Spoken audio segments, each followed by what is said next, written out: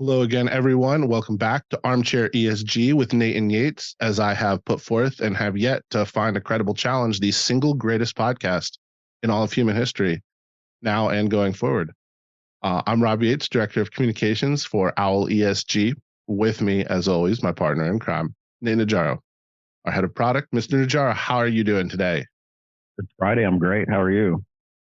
I'm doing well. You look like you got a smile, like you're ready for the I'm ready for weekend. Any Friday. big plans? Oh, brother. No, it's called recoup.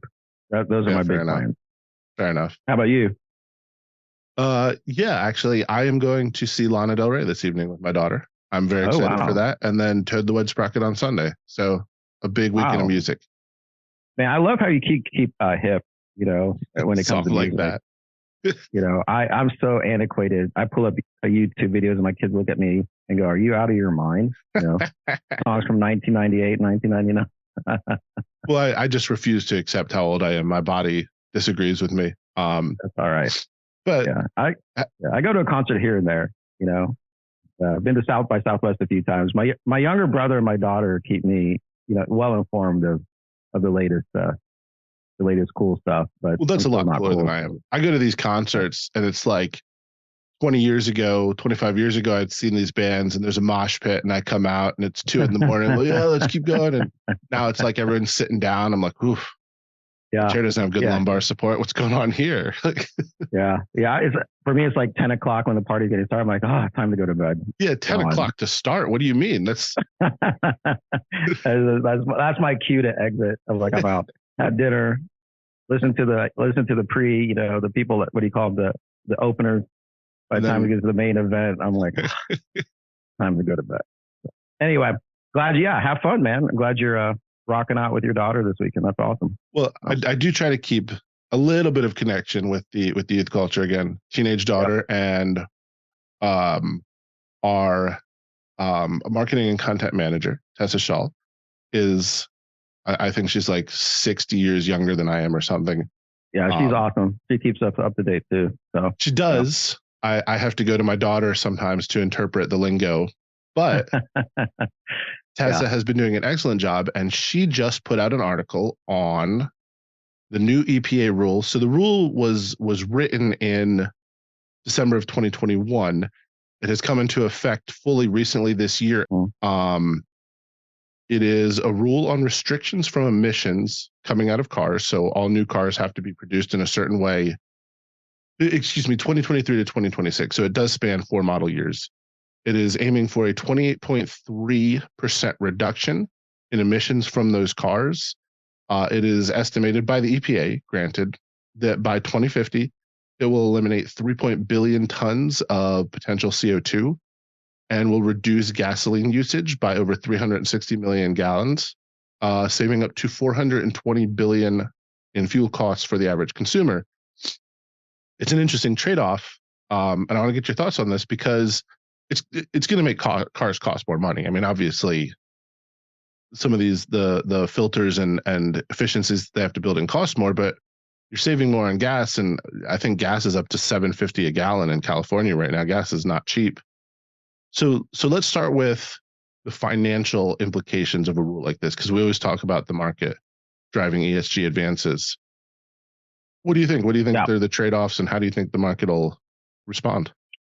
Yeah, with any goal, there's always trade-offs, right? Any decision, and I think about what it takes to take these cars off the road and put EVs on, and it says here in the article, a great job in the article talking about the critical metals like cobalt, lithium, and nickel, which are required for the EVs.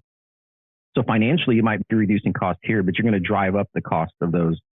The more demand you put on those metals, it'll drive up that cost, and those will be passed along to consumers. So that's one consideration. And then the environmental ones, which I really look at, like cobalt and where they're being extracted from, right?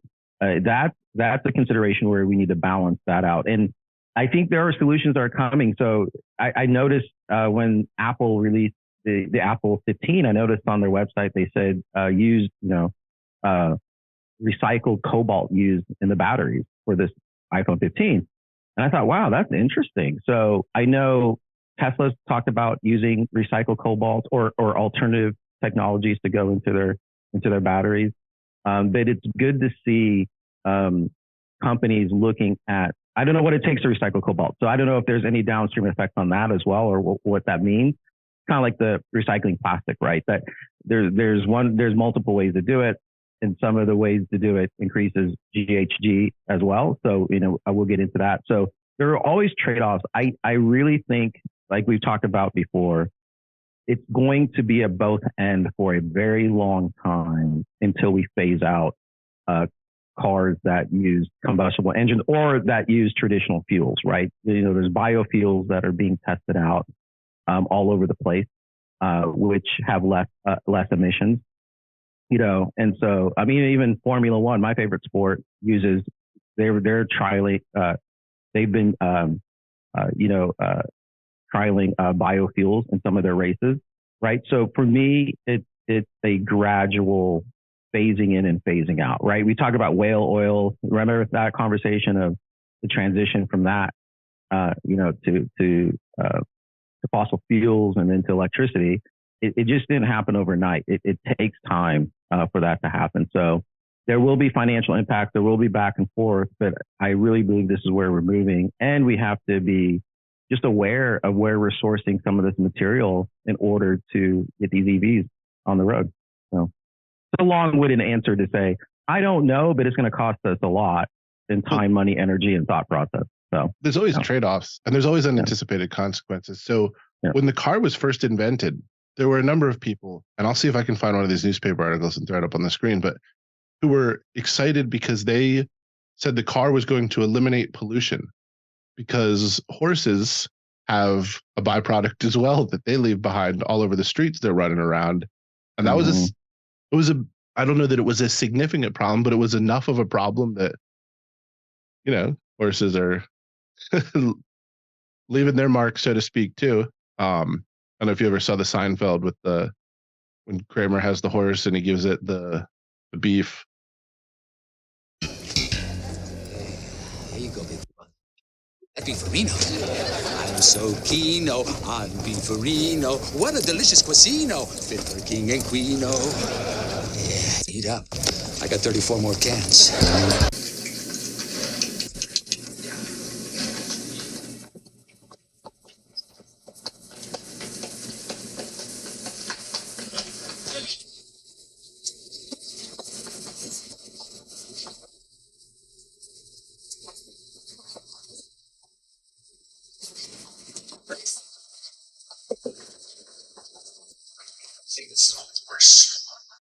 but I did not see that episode. So. Fair enough. Well, I won't go into the details. It gets disgusting outside the bounds of this podcast. But yeah, so cars were without a doubt a disruptive technology. They replaced horses as the primary means of transportation. Now, because there does not appear to be another viable source of transportation in the United States in the foreseeable future, it's really looking at reimagining the car. So of course we have self-driving cars. Yep. I remain skeptical of those being prominent anytime soon for just a number of legal reasons. If something goes wrong, it's very hard to determine who's liable for it. And that's a really big concern. It's without looking at just the who do we sue part of it. If no one's accountable for a problem, then there's no one to fix the problem. So then problems exacerbate. So I think that's an issue. But we're also seeing, of course, the EVs, and they have their ups and downs. Very few Tesla owners that I know dislike their Tesla. It's a very well-loved brand. But it's not... I have a hybrid. I could hop in my car and drive across the country right now, and I just need to stop at gas stations. I'm getting about 42 miles to the gallon.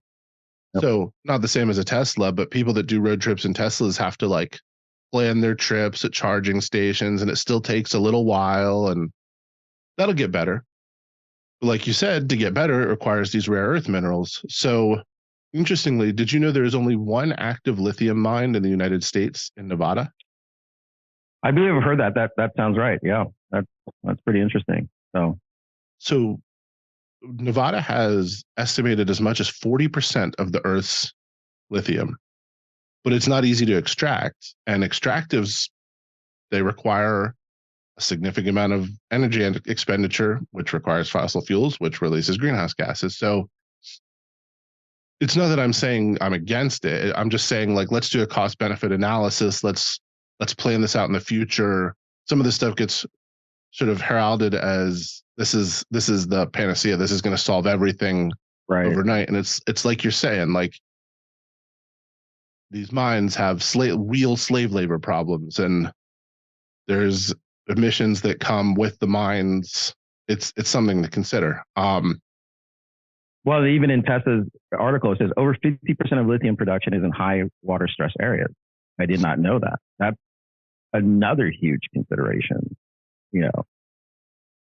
So in the US, there's some weird trade-offs because some of these more rare minerals, so not lithium or cobalt, but copper is a big one in Arizona. Copper tends to be, at least in the US, so I'm not an expert on copper mining, but in the US, copper is really far down. You know, it formed over 1 billion years ago, or collected. I don't actually know how copper, I don't think it forms the way fossil fuels do. So collected billions of years ago, over 1 billion years ago. So it's below the water table. So mining companies have to drill down and then pump all the water out. And what's actually interesting is in Arizona, you can't really build communities on it per se because there's groundwater and water scarcity concerns, but they give that water to local farmers for free. So in these areas that don't get a lot of rain, these farmers are able to farm, and in return, the farmers are supportive of the mining companies. So there's like an interesting symbiotic relationship there, a positive feedback loop. But it does stress groundwater, and once they run out of water, there's not another source. Then you're sort of pumping it in from other places. Well, that's interesting. I never heard about that. That is a very symbiotic relationship, and I think if we can find more of those types of relationships as we, try to balance out emissions with alternative solutions, that's going to be really what the key is. And I think you put out an article, Rob, or you posted an article, in our company chat about wind farms. I'm not trying to get off subject, but the recycling of wind farm materials, and what do you do with that? So there's always wind energy is a great, non-base load energy provider. It cannot be base load, right? It's variable load, but I just think that you always have to think about the downstream effects of any decision, even if you're trying, for whatever solution you're trying to fix, there are downstream effects. Doesn't mean you don't do it, but also means that it might be gradual and step by step instead of swinging the pendulum to the other side and creating a whole host of new problems to deal with. So that's just my take on it. I'm very opposed to wind power. Okay. I'm fine with like windmills, like in Holland, like on an individual basis, do what you're going to do. But wind farms are highly inefficient, incredibly emissions intensive to build, wildly unreliable. And in the ocean, where a lot of the powerful wind is, where they put these big wind farms, they kill cetaceans, they kill dolphins and whales. And the wind industry is saying it's not true. They're lying like the tobacco industry was. It's very clearly these wind farms go up and these mammals start dying. They're sonar reliant, and there are all sorts of frequencies being put out by these giant windmills, bigger than some of the biggest buildings on the planet. The animals follow it, they beach, and they die. Personally, my suggestion would be build more nuclear power plants and put solar panels on the homes of every single person who lives in a sun-rich area. And you'd solve base load and variable load at the same time. Everything would be taken care of. It would be way cheaper once we established it. But that's, no one listens to common sense. That's too simple of a solution. Yeah, exactly. There's no politician that can get rich on that one. All right. Yeah. So we're talking EPA rules, and there's always trade-offs. We've discussed a couple other ones. We talked about the power plant rule, which is it's an ambitious rule, and on paper it looks really good. cut 90% of emissions, switch to this hydrogen cell hybrid approach. It's still fossil fuels technically. There's still coal and oil fired plants, but they're using all this hydrogen. But we don't even have the technology for that. So when I say ambitious, I mean ambitious. Yeah. Yeah. And how expensive is it going to be to retro convert? I don't know. I'm not being a naysayer on that one. Maybe not terrible. Maybe the technology comes through in a great way, but again, always unintended consequences. Yeah, and I think what do they say? Necessity is the mother of all invention, and I think as we start looking at climate shifts and things that are happening, I think innovation and technology will find a solution. I don't know what it is, or things will get more efficient, as the necessity grows for reducing GHG. Now, the question is, even people that agree, climate is changing, we have way too much GHG emissions, will disagree on what to do or how fast to do it. I think I saw Elon Musk tweet the other day. I think there was a presidential candidate saying, climate change is a hoax. And he said, no, you can't take that much energy out of the ground and not have it, make an effect, but it's not as close as we think it is. So even with him, he's like, you can't extract that much energy out of the ground, pump it into the air, and then not have some type of effect. But he's thinking the more dire repercussions are further down the line, right? So it's just an interesting perspective to go. I really believe that we do need to do some of these changes, but it's going to have to be well thought out. There's going to have to players on or people on both sides are going to have to come to the middle. Like the anti-nuke people are going to be like, no, nukes do work. We'll put some solar panels up. We need some nukes. Both sides are going to be okay. There's some recycling technologies when it comes to nuclear that we probably should take a closer look at that have been shelved because of political reasons, right? We have some of the smartest engineers and chemical engineers and some of the smartest people on earth. Let's put them together and we'll figure that out. So it's a matter of the will to come up with some type of middle of the road solution. So that's just my take on it. So for everyone listening, check out episode 107, the nuclear option, where we really get into it. But yeah, people need to just stop with this anti-nuclear stuff. There's no rationale behind it whatsoever. You do make a good point though. So I'm with you. I'm not a climate alarmist. I think we need to start doing something, like, for real. I'm against net zero. I believe in what I'm calling net 10, and I don't know if 10 is the right number. It's made up, but like burning carbon is a good thing. Burning too much carbon is a problem. And that is a huge distinct difference. So anything we can do to recreate the just unbelievable productivity that the human race has experienced since the discovery of fossil fuels. The industrial age, for all its downsides, was the greatest leap forward we've had. And it's on a scale that the rest of human history doesn't even compare. Yeah. So what can replace that now? Well, nuclear energy can, and we'll get better at it, and we got nuclear fission coming. So this EPA power plant rule, I mean, we talked about it before. It has the potential to, in the grand scheme of things, I think it's a 3%, like it eliminates 3% current global carbon emissions, which doesn't seem like much, but it's a huge amount of emissions. And if we can find 10 places to get rid of 3%, well, that's 30%. Now we're sort of giving the earth a chance to do what it does, the homeostatic processes, the ocean and the trees. And the biggest absorber of carbon on the planet is algae in the ocean.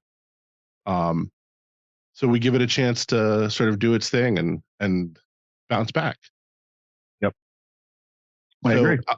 Going along with algae in the ocean, another EPA rule, it is hold on, I have the name of it right here. Sackett versus the EPA. So the Sacketts were building their dream house, so to speak, on their property, and I believe I was going to say Nevada, but we just talked about Nevada, so it's Idaho. And the EPA stopped work on the project because the couple did not get a permit to disturb what the EPA had designated as wetlands, but that were on their property. So it's interesting because the EPA has had a pretty broad definition on what constitutes a waterway and what could be protected. Case went all the way to the Supreme Court, and in fact, all 9 of the justices sided with the Sacketts. So they said the EPA could not simply outright restrict waterways on their property. But the final decision was 5-4 on how far the EPA could go and restrict. So what they can restrict now is wetlands with a quote unquote continuous service connection to those bodies, referencing streams, oceans, rivers, and lakes. Interesting. Okay. So it's a big win for private property rights. Notably, it did not remove accountability for what you do on your private property. So if you had like a gasoline spill, for example, and that got into major waterways, you're on the hook for it, unless you're, a major energy corporation, in which case you can spill all the coal ash you want and nobody's held accountable. Yeah. I hear you on that one. Okay. Well, that's interesting. Okay. So if it's not connected, right, to a major ecosystem, is that what you said? Or waterway, lake, that type of thing? So they essentially define waterways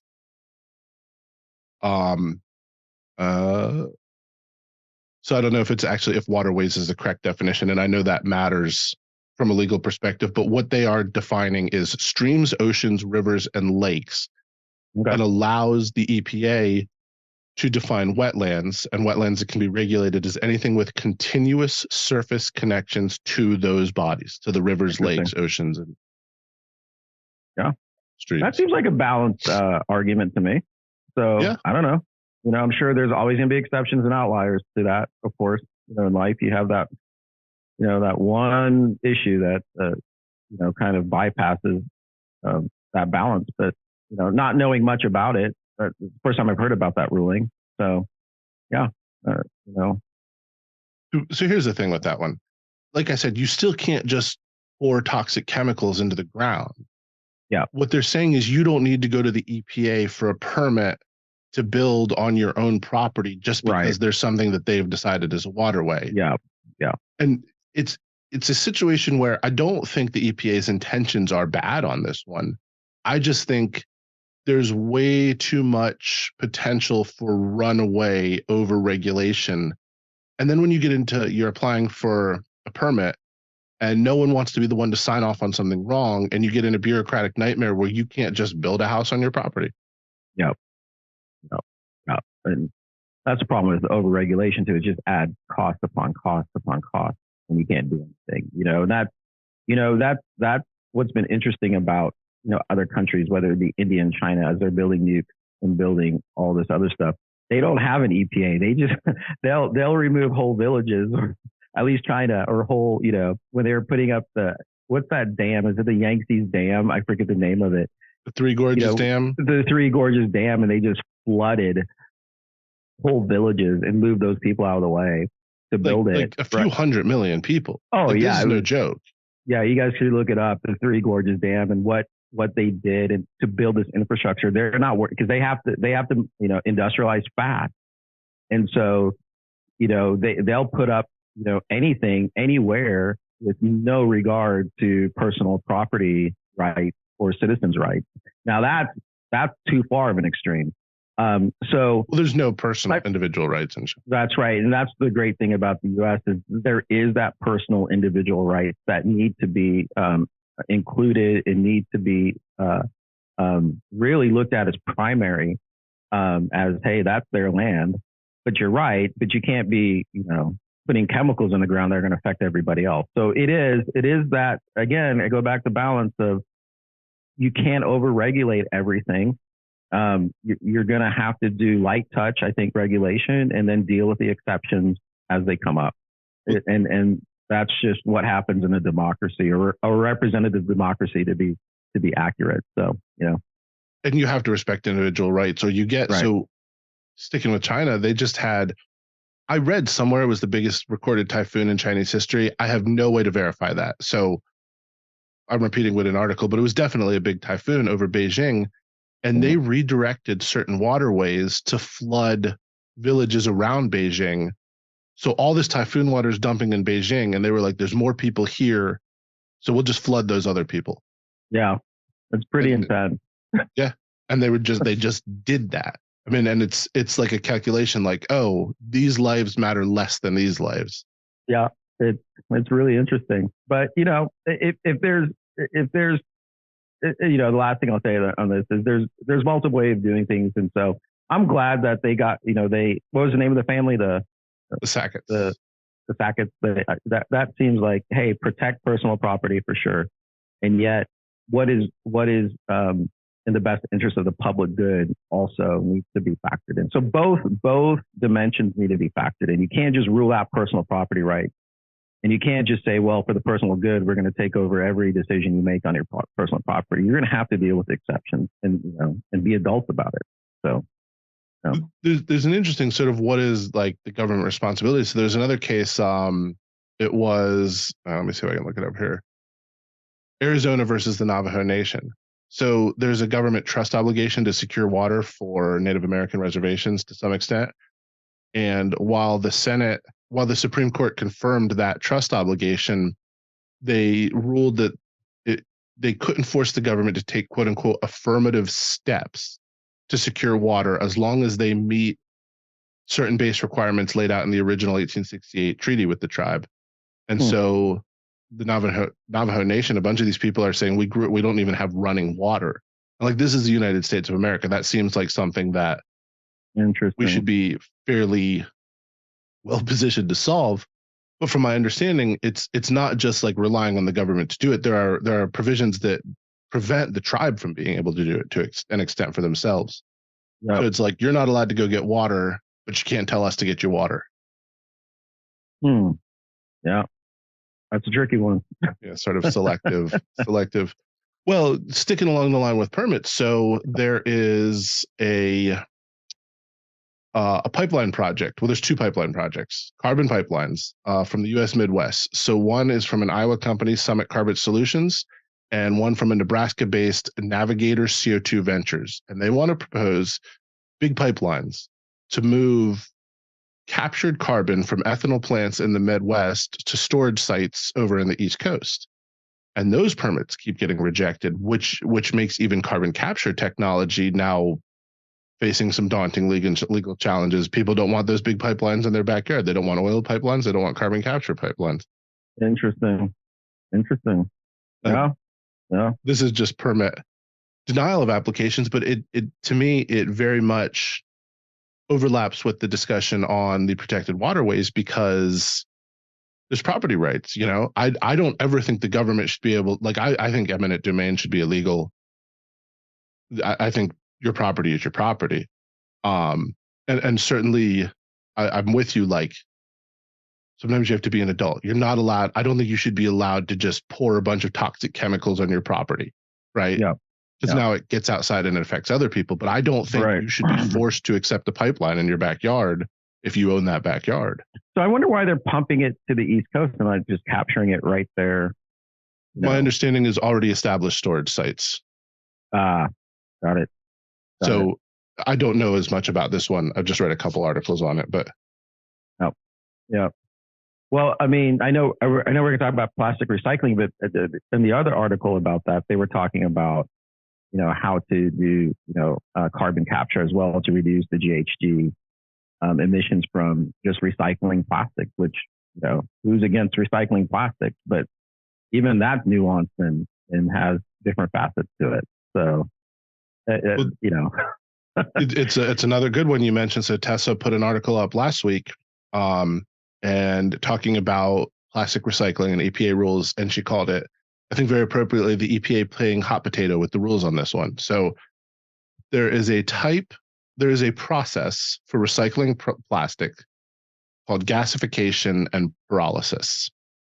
And based on the scale of those two processes, the EPA had classified them as quote unquote incineration for about 30 years.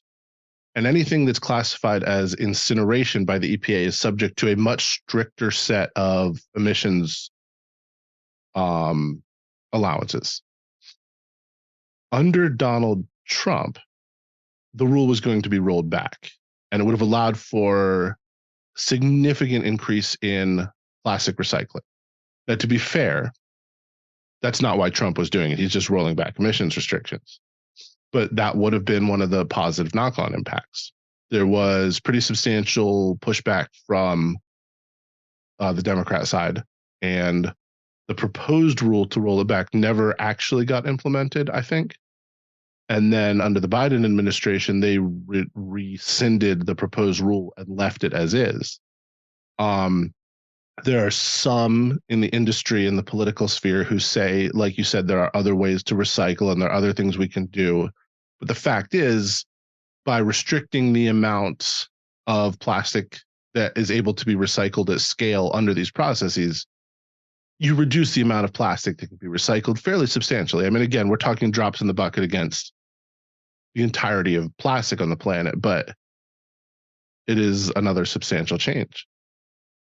Yeah, it's an interesting problem that, this article was great. Thank you again, Tessa, for writing it. It was very informative and things that, again, you have to look at the downstream effect and what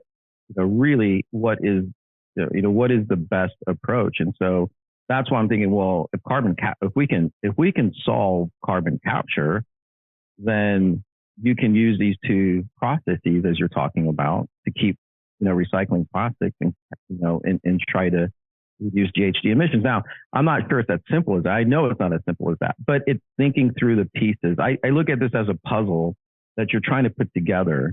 And you can't have one piece necessarily be too big or too small. It's just, what fits. And then in 20 to 30 years, I'm sure you're going to have to adjust as new technologies are invented, right? We don't know what's coming down.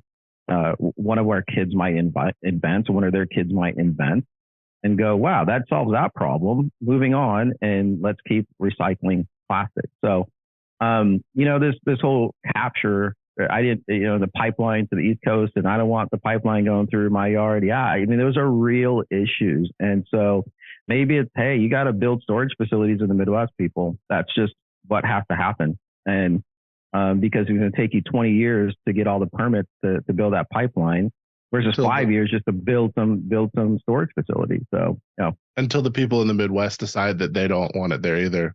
That's right. I always think about Yucca Mountain to store recycled nuclear fuel. Yeah. And what a misrepresentation of the statistic I can't get over. And not to digress too much into nuclear, but a football field, size of a football field, dug 30 feet deep, could hold all of the spent nuclear fuel in U.S. history with like a 15-foot barrier above it. So you could bury it in 15 feet of concrete 30 feet down. Yep. It's just not that much. It's really potent. That's why nuclear fuel is so good. Why nuclear energy is so good. It's so efficient. Well, even then, it was not even just getting to Yucca Mountain and burying it. And people are like, well, where's what if it seeps into the groundwater and all that? It was even the transporting it on trains, and the security people like, you're going to transport, because most of the commercial nukes are on the East Coast.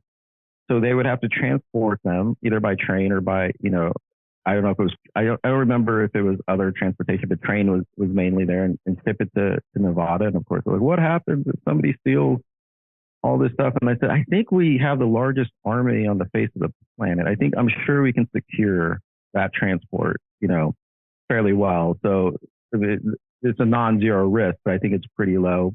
But then you're right. And then all of that can fit into exactly the dimensions that you talked about, but it's all the nonsense that's talked, around it, and people use it. If they don't like it, they're going to spin up the worst case scenario and doomsday, scenarios, and talk, they'll bring up 3 Mile Island in Chernobyl and twist it and go, that's not even the same in the same universe. Emotional. It's not a rational problem solving. Yeah. So, I just think we just need to keep pushing for solutions, or and working to keep pushing for solutions, and then seeing, hey, it's almost like the moonshot, just may the best person win in terms of figuring out the solution, like Elon Musk did with space. What's the best solution? and let's fund those solutions and come up with some real milestones and goals and some real outcomes and say, hey, what's the best solution? And move from there. Elon's like, I'm out of here. I'm going to get us off this planet because, we're going to destroy it. But I'm sure if we put some real effort into some of these and stop politicizing it and go, hey, let's look at the problem. I understand we're not trying to violate people's, rights, right? We're not trying to violate land rights. We're not trying to push people out of the way, but we need to come up with some really innovative solutions to capture GHG, whether it's locally or moving it. We need to figure out how to deal with nuclear and and educate people on what the real risks are and rewards are in nuclear, not the hyperbole, not the emotion. What are the real? Because there's risks to anything, but if you can manage those risks, and then what are the benefits of that? Nuclear, zero GHG emissions, right? There are in Europe. I think Netherlands. I was reading something. There are solutions of storing that responsibly and properly. There's recycling options we could look at, which have gotten exponentially better, by the way. Right. Yep. And let's stop this because it doesn't do anybody any good to just start being hysterical. I think there are solutions that people would just sit calmly back and go, okay, what's the best solution? And then let's educate people on those solutions and move forward as a country in order to solve those problems. That's my take. Well, then coming full circle, and everyone listening, go click the link in the description. It's flashing on the screen right now.